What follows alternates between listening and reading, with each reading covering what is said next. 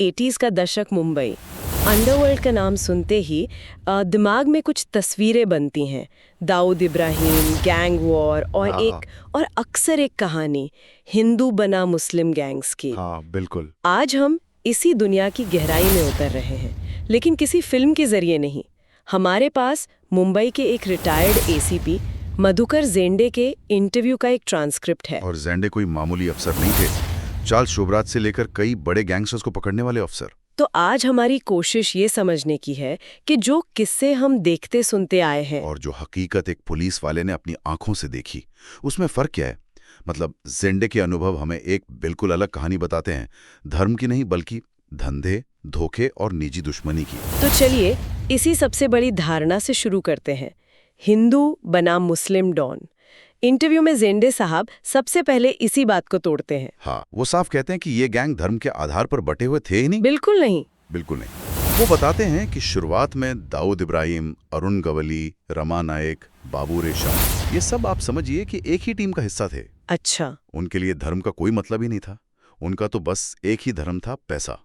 ये हिंदू मुस्लिम का रंग तो बहुत बाद में चढ़ा। तो फिर इन गैंग्स की जड़ें कहाँ थीं? मतलब ये शुरू कैसे हुए? जेंडे के मुताबिक इनकी जड़ें थीं मुंबई के अखाड़ों और तालीमों में। अखाड़े मतलब वो जगह हैं जहाँ पहलवान और युवा लड़के कसरत करते थे और जहाँ से इलाके की दादागिरी चलती थी। एकदम सही। ये लोकल दादा हुआ करते थे, अपने अपने एरिया के राजा। लेकिन फिर मुंबई में एक बहुत बड़ा बदलाव आया, स्मगलिंग का दौर शुरू हुआ। और यहीं से हाजी मस्तान की एंट्री होती है। हाँ, जो कभी डॉक पर एक मामूली कुली था, सोने, घड़ियों, विदेशी कपड़ों की तस्करी ने उसे मुंबई का पहला, आप कह सकते हैं, बड़ा डॉन बना दिया। और जेंडे का तो मस्तान से आमना सामना भी हुआ था, है ना? हाँ, ये किस्सा बड़ा दिलचस्प है। 1964 की बात है। जेंडे एक युवा अफसर थे। उन्होंने मस्तान को एक सिपाही को मारने के जुर्म में गिरफ्तार किया था। अच्छा। लेकिन इस स्मगलिंग के नेटवर्क में एक और जरूरी बात थी जो जेंडे बताते हैं।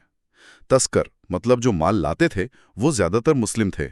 ठीक है। लेकिन माल खरीदने और बेचने वाले जो फाइनेंसर थे वो ज्यादातर मारवाड़ी थे। तो ये पूरा एक बिजनेस नेटवर्क था। मतलब पैसों के लेन देन में धर्म कहीं नहीं था। तो फिर ये छोटे मोटे झगड़े एक फुल फ्लेश्ड गैंग वॉर में कैसे बदल गए? वो असली चिंगारी कहाँ से लगी? वो चिंगारी एक बहुत ही मामूली और निजी झगड़े से लगी। जेंडे इसकी जड़ दाऊद और पठान गैंग के बीच हुए एक विवाद को बताते हैं। और वो क्या था? किस्सा एक सोने की जैकेट का है। एक कस्टम ऑफिसर ने स्मगलिंग की एक सोने की जैकेट चुरा ली थी। उस समय दाऊद बस 18 साल का था और पुलिस का खबरी भी था क्योंकि उसके पिता पुलिस में थे। उसने पठान गैंग के 2 भाइयों अमीरजादा और आलमजेब के साथ मिलकर वो जैकेट उस ऑफिसर से जबरदस्ती वापस निकलवाई। सिर्फ एक सोने की जैकेट और उससे गैंग वॉर शुरू हो गया? ये तो यकीन करना थोड़ा मुश्किल है। हाँ, क्योंकि बात जैकेट की नहीं थी, बात थी पैसे के बंटवारे और इज्जत की। तय ये हुआ था कि जो भी पैसा मिलेगा वो आधा आधा बटेगा। लेकिन पठान भाइयों ने दाऊद को उसका पूरा हिस्सा नहीं दिया। अच्छा, तो ये बात थी। जेंडे कहते हैं कि बस इसी छोटी सी बात पर दोनों गैंग्स में दुश्मनी की आग लग गई। ये एक खुली जंग बन गई कि तुम मेरे आदमी को मारो, मैं तुम्हारे आदमी को मारूंगा। और ये दुश्मनी फिर कभी नहीं रुकी। ये तब अपने चरम पर पहुंची जब पठान गैंग ने दाऊद के बड़े भाई साबिर इब्राहिम का कत्ल कर दिया, प्रभा देवी के एक पेट्रोल पंप पर। और उसके बाद तो दाऊद के घर पर भी फायरिंग हुई थी। हाँ, जेंडे के मुताबिक मुंबई गैंग वॉर की असली खूनी शुरुआत यहीं से हुई, पैसे के बंटवारे पर हुए एक झगड़े से। धर्म का इसमें दूर दूर तक कोई लेना देना नहीं था। लेकिन एक minute, shoot out at Wadala जैसी फिल्मों ने तो एक बिल्कुल अलग कहानी बताई है। वहां तो मन्या सुर्वे को एक पढ़ा लिखा हिंदू डॉन दिखाया गया जो दाऊद को चुनौती दे रहा था। हाँ, और लाखों लोगों ने उसे सच भी माना है। उस कहानी के मुताबिक तो साबिर के कत्ल में मन्या सुर्वे का हाथ था। तो क्या जेंडे साहब इस पूरी कहानी को ही नकार देते हैं? पूरी तरह से। और यही इस इंटरव्यू का सबसे चौंकाने वाला हिस्सा है। वो कहते हैं कि ये सिर्फ एक फिल्मी मसाला है और कुछ नहीं। सच में? वो बहुत जोर देकर कहते हैं कि साबिर मर्डर केस की पूरी इन्वेस्टिगेशन में मन्या सुर्वे का नाम कहीं भी दूर दूर तक नहीं आया था। तो फिर ये कहानी आई कहाँ से? मतलब इतनी बड़ी फिल्म किसी आधार पर तो बनी होगी। जेंडे इसका भी जवाब देते हैं। वो बताते हैं कि एक दूसरे पुलिस अफसर थे, इशाक बागवान। उन्होंने फिल्म के लेखक को बस इतनी सी जानकारी दी थी कि दाऊद का एक दुश्मन था जाफर नाम का, और वो जाफर जेल में मनिया सुरवे से मिला था। बस सिर्फ इतनी सी बात। कमाल है, मतलब एक छोटी सी जानकारी को लेकर एक पूरी की पूरी फिल्मी कहानी बना दी गई कि मनिया सुरवे ने बदला लेने के लिए साबिर को मार डाला। बिल्कुल, ये दिखाता है कि असलियत और एंटरटेनमेंट में कितना बड़ा फासला हो सकता है। जेंडे ने उस लेखक को ईमेल भी किया था। अच्छा, क्या पूछा उन्होंने? पूछा कि आपने ऐसा क्यों लिखा, तो जवाब मिला, ये मेरे सोर्सेज हैं। जेंडे का कहना है कि मनिया सुरवे और दाऊद की कोई तुलना ही नहीं हो सकती। दाऊद उस समय भी बहुत शातिर था। सही बात है। वो एक बड़ी दमदार बात कहते हैं। आज डोभाल जैसे लोग उसे पकड़ने की कोशिश कर रहे हैं और वो सालों से चकमा दे रहा है, उसकी मनिया सुरवे से क्या तुलना। ये बात तो जमीनी हकीकत और लोकप्रिय कहानियों के बीच का अंतर साफ दिखाती है। तो हमने अपराधियों की दुनिया की बात की, लेकिन जेंडे का इंटरव्यू उतना ही उनकी अपनी पुलिसिंग के तरीके के बारे में भी है। हाँ, और उनका एक फलसफा था जो आज भी बहुत प्रासंगिक है। क्या था वो? उनका मानना था कि जनता के सक्रिय सहयोग के बिना कोई भी पुलिसकर्मी सफल नहीं हो सकता। और ये सिर्फ कहने की बात नहीं थी, उन्होंने इसे करके दिखाया। जैसे? कोई उदाहरण है? वो धारावी का उदाहरण देते हैं। वो बहुत संवेदनशील इलाका था, हिंदू मुस्लिम तमिल गुटों में अक्सर तनाव रहता था। तो उन्होंने वहां क्या किया? उन्होंने बहुत ही मानवीय और सरल तरीके अपनाए। जैसे ईद के दिन वो अपनी पूरी टीम के साथ नमाज के बाद बाहर खड़े हो जाते थे और हर मुसलमान को गुलाब का फूल देते थे। ये एक छोटा सा कदम था, लेकिन इसने लोगों का दिल जीत लिया, माहौल बदल दिया। ये तो सच में लीक से हटकर सोचना हुआ। उस दौर के तनाव को देखते हुए ये एक बहुत बड़ा रिस्क भी रहा होगा। उन्होंने इसका उल्टा भी किया।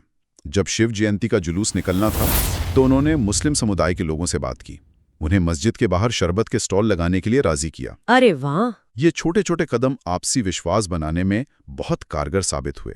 वो अपनी पुलिस जीप में स्कूल के बच्चों को लिफ्ट दे देते थे। इससे लोगों के मन में पुलिस की एक दोस्ताना छवि बनी। ये तो सामुदायिक मेलजोल के बेहतरीन उदाहरण है। पर क्या ये विश्वास कभी किसी बड़ी जानलेवा स्थिति में काम आया? और बहुत ही नाटकीय ढंग से। किस्सा बाबरी मस्जिद दंगों के समय का है। अच्छा। एक पुलिस जीप को एक गुस्साई भीड़ ने घेर लिया। जेंडे बताते हैं कि भीड़ में कोई 300-400 लोग थे और वो जीप को जलाने की धमकी दे रहे थे। वायरलेस पर मदद की गुहार आई। और जेंडे वहां पहुंचे? हाँ, लेकिन अकेले, बिना किसी हथियार के। वो उस उग्र भीड़ में अकेले घुस गए। अकेले? इतनी बड़ी भीड़ में? हाँ, बाद में उन्होंने बताया कि वो ऐसा इसलिए कर पाए क्योंकि वो जानते थे कि भीड़ में कई चेहरे उनके जानने वाले हैं। उन्होंने किसी को डांटा नहीं, बल्कि सीधे भीड़ के लीडर से बात की। क्या कहा उन्होंने? कहा, ये मेरे लोग हैं, अगर इन्हें कुछ हुआ तो मैं तुम्हें नहीं छोड़ूंगा, लेकिन अगर तुम इन्हें जाने दो तो मैं वादा करता हूं कि किसी पर कोई केस नहीं होगा। ये सिर्फ हिम्मत नहीं, ये उस भरोसे का नतीजा था जो उन्होंने सालों से बनाया था। बिल्कुल, और वो अपने लोगों को सुरक्षित बाहर निकाल लाए, बिना एक गोली चलाए। अविश्वसनीय। और इस कहानी का एक बहुत ही भावुक अंत है। सालों बाद उस जीप में फंसा एक पुलिस वाला रिटायरमेंट के बाद एसीपी बनकर जेंडे से मिला। उसने जेंडे के पैर छुए और कहा, सर, आज मैं आपकी वजह से जिंदा हूं। लेकिन इस तरह की कम्युनिटी पुलिसिंग, खासकर एक ऐसे माहौल में, जोखिम भरी भी रही होगी। क्या उन पर कभी किसी का पक्ष लेने का आरोप नहीं लगा? लगा, और ये भी एक बहुत मजबूत किस्सा है। एक समय आया जब अरुण गवली गैंग ने जेंडे पर मुस्लिम परस्त होने का आरोप लगाया। वो कैसे? हुआ ये कि नवरात्रि के जुलूस में गवली गैंग ने अपने मारे गए एक गैंगस्टर बाबू रेशम का एक बहुत बड़ा पोस्टर लगा दिया था। एक धार्मिक जुलूस में एक गैंगस्टर का महिमा मंडन? हाँ, जेंडे ने उस जुलूस को रोक दिया, कहा कि मैं अपने इलाके में किसी गुंडे का पोस्टर नहीं लगने दूंगा। इस पर तो गवली के लोग नाराज हो गए होंगे। बहुत ज्यादा। वो सीधे बाला साहेब ठाकरे के पास पहुंच गए और अगले ही दिन शिवसेना के अखबार सामना में जेंडे के खिलाफ एक लेख छपा। शीर्षक था हिरवा जेंडे। हिरवा जेंडे मतलब हरा झंडा, ये दिखाने के लिए कि वो मुसलमानों का पक्ष ले रहे हैं।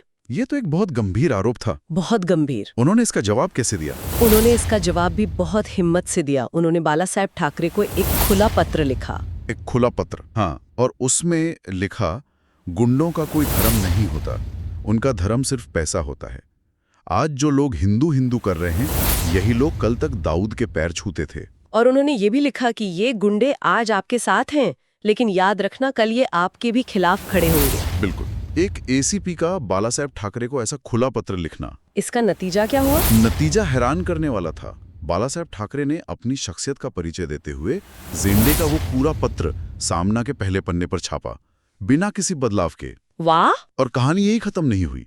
कुछ समय बाद जब अरुण गवली ने कॉर्पोरेशन चुनाव में शिवसेना के खिलाफ ही अपने उम्मीदवार खड़े कर दिए, तब ठाकरे ने एक सहयोगी के जरिए जेंडे को संदेश भेजा। क्या संदेश? जेंडे को बताओ, तुम्हारी बात सच निकली। ये किस्सा जेंडे के सिद्धांतों और बाला साहेब ठाकरे के बड़प्पन दोनों को दिखाता है। तो मधुकर जेंडे की कहानियां सिर्फ गैंगस्टर्स को पकड़ने के बारे में नहीं है। नहीं, बिल्कुल नहीं। ये उस दौर की पुलिसिंग, सामाजिक ताने बाने और एक अफसर की उस हिम्मत की कहानी है जो नियमों से ज्यादा इंसानियत पर भरोसा करती थी। और ये जानना भी हैरान करता है कि उन्होंने अपनी 37 साल की सर्विस में कभी गोली नहीं चलाई। लेकिन अपराधियों में उनका खौफ था। उनकी सोच ही लीक से हटकर थी। हर समस्या का समाधान वो बंदूक में नहीं ढूंढते थे। इससे जुड़ा एक और मजेदार किस्सा है जो उनके सोचने का तरीका बताता है। बताइए, क्या है वो किस्सा? एक बार एक सर्कस से एक हाथी भाग गया और सड़क पर अफरा तफरी मचाने लगा। लोग डरे हुए थे, ट्रैफिक जैम था। अच्छा। जेंडे साहब अपनी गाड़ी से उतरे, पास में गन्ने वाले का ठेला देखा। उन्होंने पूरा ठेला उठाया और हाथी के सामने रख दिया। हाथी सब कुछ भूलकर शांति से गन्ना खाने लगा और उसे आसानी से काबू कर लिया गया। हाँ, ये दिखाता है कि वो हर समस्या को बंदूक से नहीं बल्कि दिमाग से सुलझाते थे। आज जब हम आधुनिक पुलिसिंग की बात करते हैं, जिसमें टेक्नोलॉजी है, डेटा है, सर्वेलेंस पे जोर है, तो जेंडे के अनुभव एक बहुत जरूरी सवाल छोड़ जाते हैं। सवाल ये है कि क्या कानून व्यवस्था बनाए रखने में व्यक्तिगत साहस, सामुदायिक विश्वास और वो जो मानवीय स्पर्श होता है, क्या उसकी आज भी कोई जगह है, या ये तरीके अब पुराने हो चुके हैं? और जैसा कि जेंडे कहते हैं, क्या समाज की सुरक्षा की जिम्मेदारी सिर्फ पुलिस पर है या हमारी अपनी एकजुटता और समझदारी पर भी उतनी ही निर्भर करती है? ये एक ऐसी बात है जिस पर हम सबको सोचना चाहिए। मुंबई अंडरवर्ल्ड, इनाम सुनते ही दिमाग में क्या तस्वीर बनती है? गैंग वॉर, खून खराबा और सबसे ऊपर दो धर्मों के बीच की दुश्मनी, है ना? मतलब एक तरफ दाऊद इब्राहिम जो मुस्लिम डॉन बना और दूसरी तरफ अरुण गवली जिसे हिंदू डॉन कहा गया। सालों से, मतलब सच में सालों से हमें यही कहानी सुनाई गई है। मगर सवाल ये उठता है कि क्या ये कहानी सच है? क्या मुंबई की गलियों में जो गोलियां चली वो वाकई धर्म के नाम पर चली थीं? चलिए आज इसी कहानी की परतें खोलते हैं और देखते हैं सच क्या है। यही तो वो नैरेटिव है जो हम सब ने सुना है ना? एक तरफ दाऊद इब्राहिम, मुस्लिम डॉन का चेहरा, और दूसरी तरफ अरुण गवली जैसे नाम जिन्हें हिंदू डॉन का लेबल दे दिया गया। आप सोचिए, फिल्मों से लेकर खबरों तक हर जगह इसी धार्मिक बंटवारे को दिखाया गया। लेकिन जैसा कि अक्सर होता है, हकीकत कहानियों से बहुत अलग होती है। तो फिर असली कहानी क्या है? इसे समझने के लिए हमें सुनना होगा रिटायर्ड एसीपी मधुकर झिंडे को, एक ऐसा नाम जिन्होंने इस दुनिया को ना सिर्फ देखा बल्कि बहुत करीब से समझा है। और वो एक बिल्कुल अलग कहानी बताते हैं। उनके हिसाब से इस पूरी जंग की शुरुआत धर्म से हुई ही नहीं थी, इसकी जड़ें तो पैसे और स्मगलिंग में थीं। ये समझना भी बड़ा दिलचस्प है कि मुंबई में अपराध का चेहरा बदला कैसे। देखिए, पहले क्या होता था, हर इलाके का अपना एक पहलवान या वस्ताद होता था जिसका रौब बस अपने एरिया तक ही सीमित था। लेकिन फिर आया 60s का दशक और शुरू हुई सोने और कपड़ों की स्मगलिंग। बस यहीं से पूरा खेल बदल गया। अचानक सिस्टम में इतना पैसा आ गया कि सब कुछ दांव पर लग गया और नतीजा 70-80 के दशक आते आते इसी पैसे के बंटवारे को लेके पहली असली गैंग वॉर शुरू हो गई। तो ये जो सबसे बड़ी गैंग वॉर थी वो आखिर शुरू हुई कैसे? इसकी जड़ एक गोल्ड जैकेट इंसिडेंट में है। हुआ ये कि एक कस्टम ऑफिसर ने सोने से भरी एक जैकेट चुरा ली। अब उस वक्त के एक नौजवान दाऊद इब्राहिम और उसके साथियों ने पठान गैंग से हाथ मिलाया कि मिलकर ये जैकेट वापस लाएंगे और जो भी मुनाफा होगा वो 50-50 बंटेगा। उन्होंने वो जैकेट जबरदस्ती वापस ले भी ली, लेकिन इसके बाद दाऊद की गैंग ने पठान गैंग को सिर्फ 25,000 रुपए थमा दिए। बस यही था वो धोखा, पैसों का धोखा, कोई धार्मिक मुद्दा नहीं, जिसने मुंबई की सबसे खूनी गैंग वॉर्स में से एक को जन्म दिया। अब यहां कहानी में एक सबसे चौंकाने वाला मोड़ आता है। हमें तो हमेशा यही बताया गया कि ये सब गैंग्स एक दूसरे के दुश्मन थे, पर सवाल तो ये है कि ये अलग हुए ही क्यों? क्योंकि सच तो ये है, ये सब पहले एक साथ थे। जी हाँ, बिल्कुल सही सुना। ये जितने भी दुश्मन गैंग्स के नाम हम सुनते हैं, एक वक्त था जब ये सब एक ही टीम की तरह काम करते थे। सोचिए, रमा नायक, अरुण गवली, बाबू रेशम, ये सारे नाम जिन्हें हम बाद में दाऊद के हिंदू दुश्मन के तौर पर जानने लगे, एसीपी झेंडे बताते हैं कि ये सब के सब शुरुआत में दाऊद के लिए ही काम करते थे। तो फिर सवाल उठता है कि ये दोस्ती, ये गठबंधन टूटा कैसे? और बंटवारे की वजह फिर से धर्म नहीं था, वजह थी ईगो और बदला। किस्सा बस इतना सा था कि बाबू रेशिम ने गैंग के ही एक मेंबर को सबके सामने पैसे दिखाने पर थप्पड़ मार दिया। अब वो बंदा ये बेइज्जती बर्दाश्त नहीं कर पाया और उसने पलटवार कर दिया।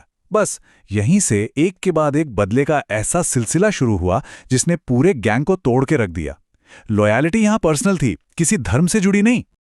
तो अगर असली कहानी ये थी, तो फिर ये हिंदू मुस्लिम वाली लड़ाई की बात इतनी फैली कैसे? इसमें एक बहुत बड़ा हाथ हमारे सिनेमा का भी रहा है। पर्दे पर जो दिखाया गया और जो असल में हुआ, उसमें जमीन आसमान का फर्क है। जैसे कई फिल्मों में यह दिखाया गया है कि गैंगस्टर मान्या सुर्वे ने दाऊद के भाई शब्बीर को मारा था और बस यहीं से हिंदू बनाम मुस्लिम की जंग शुरू हो गई। लेकिन एसीपी झेंडे, जिन्होंने खुद उस केस की जांच की थी, वो साफ साफ कहते हैं कि मान्या सुर्वे का उस केस से दूर दूर तक कोई लेना देना नहीं था। ये कहानी सिर्फ फिल्म के लिए बनाई गई थी। ये एक परफेक्ट एग्जाम्पल है कि कैसे फिक्शन यानी कल्पना सच पर हावी हो जाती है। तो एक तरफ अंडरवर्ल्ड की एक खूनी हिंसा चल रही थी और दूसरी तरफ एक ऐसा पुलिस ऑफिसर था जिसका काम करने का तरीका सबसे बिल्कुल अलग था। 0 0 ये वो नंबर है जो बताता है कि एसीपी मधुकर झेंडे ने अपने 37 साल के लंबे करियर में कितनी गोलियां चलाईं। एक भी नहीं। सोचिए, एक ऐसा दौर जब एनकाउंटर स्पेशलिस्ट्स को हीरो माना जाता था, उस दौर में झेंडे का तरीका सबसे हटकर था। तो फिर उनका तरीका था क्या? उनका तरीका था इंसानियत। उनकी पुलिस जीप सिर्फ मुजरिमों को पकड़ने के लिए नहीं थी, बल्कि बच्चों को स्कूल छोड़ने के काम भी आती थी। उन्होंने ईद पर फूल बांटने की रीत शुरू की, तो वहीं शिव जयंती पर मुसलमानों को शरबत बांटने के लिए आगे लाए। वो मानते थे कि पुलिस का काम डर फैलाना नहीं, बल्कि जनता का भरोसा जीतना है, क्योंकि उनका एक ही सिद्धांत था, पब्लिक के सपोर्ट के बिना कोई भी पुलिस वाला कामयाब नहीं हो सकता। और अब हम आते हैं इस पूरी बातचीत के सबसे अहम हिस्से पर, एक ऐसी बात पर जो एसीपी झेंडे के शब्दों में इस पूरे सच को समेट देती है। देखिए, जब झंडे पर मुसलमानों का साथ देने का आरोप लगा और उन्हें हिरवा झंडे मतलब हरा झंडे कहकर बुलाया जाने लगा, तो उन्होंने उस वक्त के अखबार संपादक बाला साहेब ठाकरे को एक खत लिखा। और उस खत में उन्होंने जो लिखा वो आज भी उतना ही सच है। उन्होंने लिखा, गुंडाला जात नसते त्याला धर्म नसतो, गुंडाला फक्त पैसा माहित असतो। मतलब एक गुंडे की कोई जाति नहीं होती, उसका कोई धर्म नहीं होता। एक गुंडा सिर्फ व सिर्फ पैसे को पहचानता है। और कमाल की बात यह है कि बाला साहेब ठाकरे ने इस खत को अपने अखबार में पूरा का पूरा छापा, इसकी सच्चाई को मानते हुए। यही इस पूरी कहानी का निचोड़ है। तो आखिर में ये एक सवाल हमारे लिए छोड़ जाता है। मुंबई के अंडरवर्ल्ड की कहानी ने हमें ये तो सिखा दिया कि जब बात पैसे और पावर की आती है तो धर्म का नकाब पहनना कितना आसान होता है। तो सोचने वाली बात ये है कि आज भी हमारे आसपास ऐसे कितने झगड़े हैं जिनकी असली वजह तो पैसा या ताकत है, लेकिन उन पर बड़ी आसानी से धर्म का रंग चढ़ा दिया जाता है।